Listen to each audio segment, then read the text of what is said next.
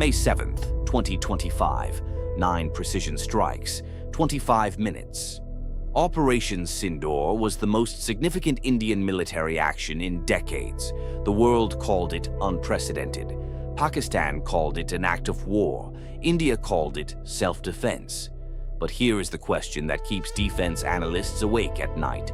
What if India did not stop? Today, we run the full simulation, phase by phase. No politics, just data. 9 strikes, every target confirmed destroyed. And then India stopped. The question is why? On April 22, 2025, 26 tourists were killed in Pahalgam, Indian-administered Kashmir. Lashkar-e-Taiba claimed responsibility within hours. According to the Institute for Defense Studies and Analyses, this was the deadliest attack on Indian soil since the 2008 Mumbai siege. India's response hit hard.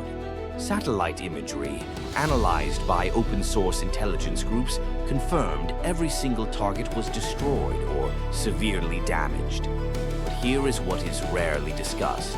According to a Rand Corporation analysis of limited military engagements, India used approximately 12% of its standoff strike capability. 12%. That means 88% was held in reserve. So, the question is not whether India could have done more. The question is, what stopped them? 3 factors. American diplomatic pressure, the specter of nuclear escalation, and a calculated decision that 9 strikes sent a sufficient message. But was that message sufficient? Defense analyst Pravin Sawhney, writing for Force magazine, argued that terror infrastructure was damaged, not destroyed permanently. The camps could be rebuilt. The networks were still intact. That brings us to the simulation. Before we begin, let me be clear. This is a hypothetical military simulation based on publicly available data. Sources include the Stockholm International Peace Research Institute, the International Institute for Strategic Studies Military Balance Report, and open source intelligence analysis. This is not a prediction. It is a data model. The simulation assumes India launches Phase 2 approximately 72 hours after the initial strikes. Pakistan's forces are on high alert. The element of total surprise is gone. We have divided this into 4 phases. Each one introduces a new variable that changes the entire calculation. The first objective in any extended military operation: eliminate the enemy's ability to see it coming. According to the International Institute for Strategic Studies, Pakistan operates a layered air defense network. The backbone is the Chinese-supplied HQ-9 long-range surface-to-air missile system, supported by a network of ground-based radars along the Indian border. Here is India's answer. The Rafale fleet, armed with Scalp cruise missiles, and the indigenous BrahMos supersonic missile. According to the Center for Strategic and International Studies, BrahMos travels at Mach 2.8. That gives Pakistani air defenses approximately 28 seconds of reaction time from detection to impact. 28 seconds. That is less time than it takes to read this paragraph. And this is where it gets complicated. The HQ-9 system has a theoretical intercept capability against supersonic targets. Chinese state media claims a 90% hit rate. However, no HQ-9 has ever been tested against a target moving at Mach 2.8 in actual combat. Independent defense analyst Saurav Jha, writing for The Wire, puts the real-world intercept rate against BrahMos-class weapons at closer to 30 to 40%. Running the numbers, India fires 32 BrahMos missiles at 6 primary radar installations and 3 secondary air defense batteries. At a 40% intercept rate, approximately 19 get through. At 90%, 3 get through. Either way, the radar network takes significant damage, but at 40%, Pakistan's eyes go almost completely dark. At 90%, they are wounded but still watching. The main simulation used the conservative estimate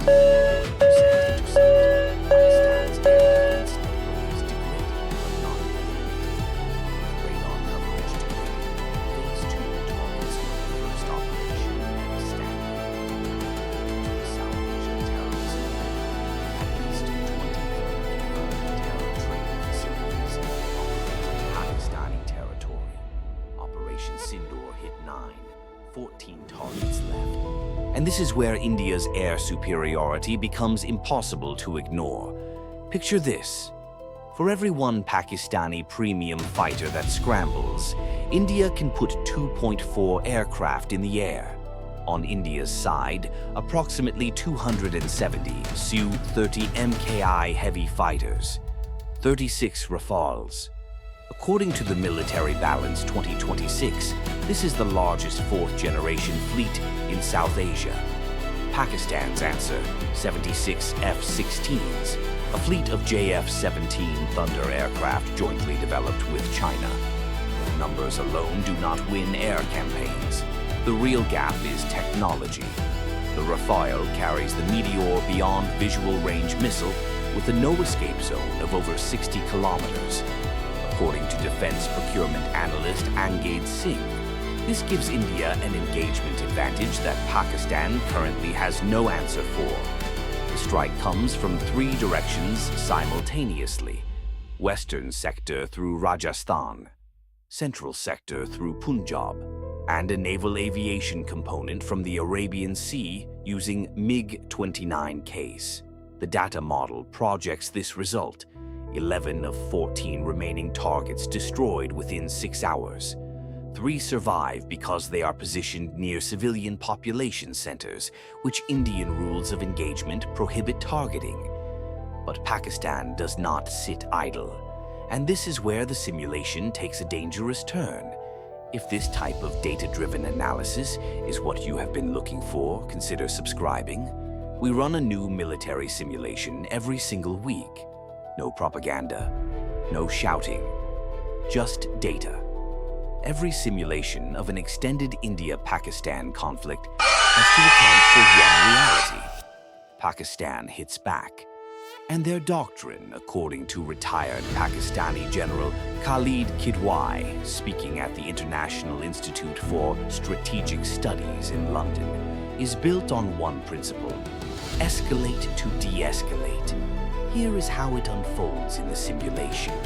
18 minutes after India's Phase 2 begins, Pakistani radar operators detect the incoming wave. Mushaf Air Base and Sargodha go to full alert. According to Aviation Week's defense database, Pakistan maintains approximately 45 mission-ready F-16s at any given time, armed with AIM-120 AMRAAM air-to-air missiles, the same weapons used in the February 2019 skirmish. While the F-16 scramble, Pakistan launches Shaheen-2 medium-range ballistic missiles at Indian forward air bases in Rajasthan and Punjab. The warheads are conventional. The purpose is not destruction, it is disruption.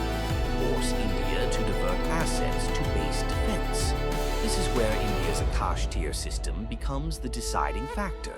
Akash tier is India's integrated air defense network.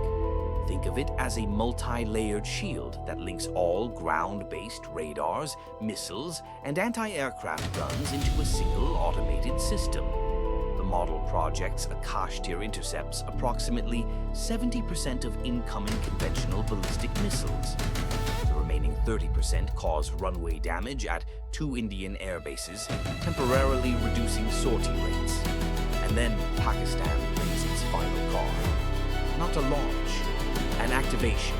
Pakistan moves nuclear-capable missiles to forward positions, arms warheads, and communicates this posture to India through intelligence channels. According to Hans Christensen and the Federation of American Scientists, Pakistan possesses an estimated 170 nuclear warheads. Approximately 30 to 40 are mounted on tactical delivery systems like the NASA missile. This is the moment that changes everything. Let me be precise about what this means. Pakistan does not launch a nuclear weapon. It shows its hand. Vehicles move at military installations. Satellites detect the activity. According to nuclear strategist Vipin Naran at MIT, this is Pakistan's version of flipping the table. The message is blunt. Go further, and the next response will not be conventional. The simulation clock reads 18 hours. India's National Security Advisor receives intelligence confirmation, and the calculation fundamentally shifts. According to a 2024 Brookings Institution paper on South Asian nuclear dynamics, the probability of an actual nuclear exchange in this scenario is estimated at under 3%. 3% sounds small, but it means that if this scenario played out 33 times, nuclear weapons are used at least once. Those are not acceptable odds for anyone. So, what does the data say? In the conventional domain, the result is decisive. 20 of 23 terror infrastructure targets destroyed. Pakistani Air Force degraded by an estimated 40% within 48 hours. Indian naval dominance in the Arabian Sea unchallenged. By the Rand Corporation's framework for measuring military effectiveness, this is a clear operational victory. The terror infrastructure that enabled Pahalgam is functionally eliminated. But here is what the scoreboard does not capture. Strategists call it the stability-instability paradox. India can win any conventional engagement, but Pakistan's nuclear posture means every conventional war carries a shadow. An existential risk, however small. Former Indian National Security Advisor Shiv Shankar Menon put it precisely, quote, India's challenge is not capability, it is calibration, end quote. And this is the insight that most analysis misses. Operation Sindoor was not 9 strikes. It was a message written in precision-guided munitions.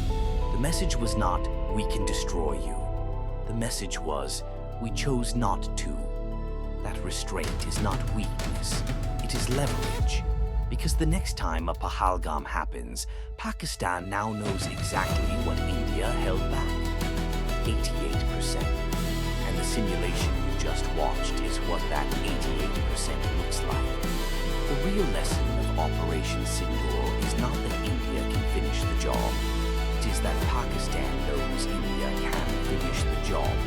And that knowledge, paradoxically, is what makes the restraint work. Was India right to show restraint? Or should Phase 2 have been real?